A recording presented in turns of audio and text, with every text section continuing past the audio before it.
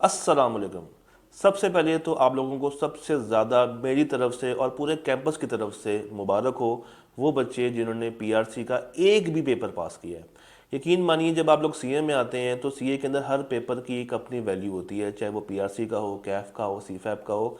Paper bye paper बच्चा इसमें हमेशा प्रोग्रेस करता है। तो अगर आपका एक भी पेपर पास हुआ है तो मेरी तरफ से आपको बहुत बहुत ज़्यादा मुबारकबाद।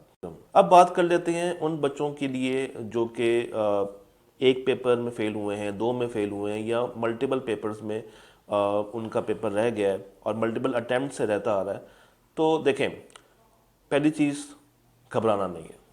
दूसरी बात ये कि आप लोग अपने आप को सेल्फ एनालाइज करें कि आप लोग कहाँ पे डी ट्रैक हो रहे हैं, आपका प्रॉब्लम किधर आ रहा है।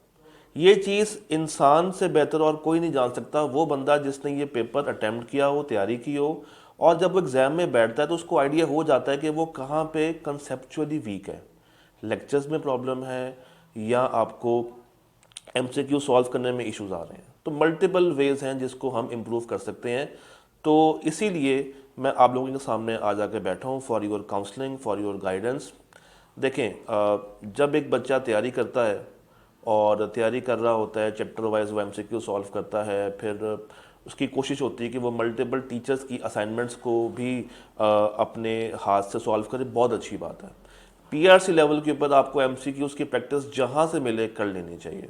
तो अगर आपका पेपर रह गया है, यकीन मानिए अगर आप थोड़ा सा एफर्ट, थोड़ी सी फोकस और इसमें लेकर आएंगे तो आप इस पेपर को अगली अटैम्प्ट में ज़रूर निकाल सकते हैं। जनवरी की अटैम्प्ट आप लोगों के लिए इम्पॉर्टेंट है। मोस्ट प्रोबेबली जो जुलाई की अटैम्प्ट होगी वो न्यू स्कीम के मुताबिक होगी, जिसमें पीआरसी के पेपर्स रिड्यूस होके 3 रह जाएंगे। तो अभी हम उसके बारे में नहीं सोचते, अभी हमारा टारगेट जनवरी है और हम इतने टाइम के लिए आपको तैयारी करनी चाहिए। आप 3 पेपर दे रहे हैं, 3 पेपर दें, 2 के साथ जा रहे हैं, 2 के साथ जाएं। किसी का रह गया है, वो अपने आप को यूं प्रिपेयर करे कि उसने इस दफ़ा नेक्स्ट टाइम पेपर को लाजमी पास करना है।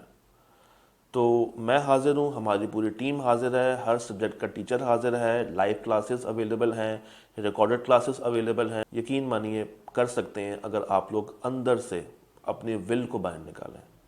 सो विद दैट ये बात हम लोगों ने की। फिर वो बच्चे जिनका पीआरसी पास हुआ है उनके लिए अब क्या ज़रूरी है? उनके लिए ज़रूरी ये है जनाब कि वो अपनी मार्च की अटैम्प्ट को सिक्योर करें।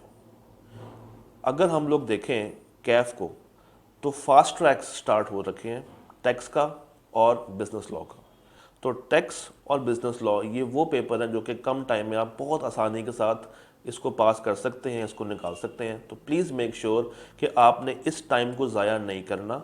आपके पास अभी भी दिसंबर पूरा है, जनवरी पूरा है, फरवरी पूरा है, 3 महीने आपके पास अवेलेबल हैं।